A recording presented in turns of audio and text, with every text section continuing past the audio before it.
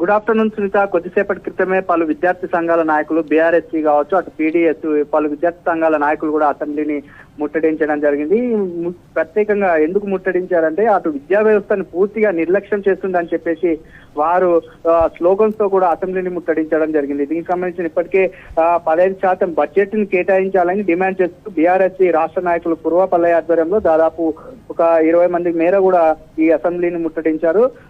సంవత్సరానికి 2 లక్షల ఉద్యోగాలు భర్తీ చేయాలని చెప్పేసి వారు ముఖ్యంగా ప్రభుత్వాన్ని కూడా డిమాండ్ చేస్తున్న పరిస్థితి కనిపిస్తా ఉంది. మరోపక్క కూడా రాష్ట్ర వ్యాప్తంగా ఒక్కొక్క యూనివర్సిటీకి గాను 100 కోట్ల చొప్పున కూడా కేటాయించాలని చెప్పేసి వారు చెప్తున్నారు. దాంతోపాటు పెండింగ్ లో ఉన్న ఫీజు రియంబర్స్మెంట్ వెంటనే విడుదల చేయాలని, దాంతోపాటు ప్రతి మండలానికి ఒక ఇంటిగ్రేటెడ్ రెసిడెన్షియల్ స్కూల్ ను కూడా కేటాయించాలని చెప్పేసి వారు ఈ ప్రభుత్వాన్ని డిమాండ్ చేస్తున్నారు. ఎందుకంటే గత ప్రభుత్వం విద్యా వ్యవస్థకు పెద్దపీట వేస్తూ ముందుకు తీసుకెళ్తున్న నేపథ్యంలో ఈ ప్రభుత్వం మాత్రం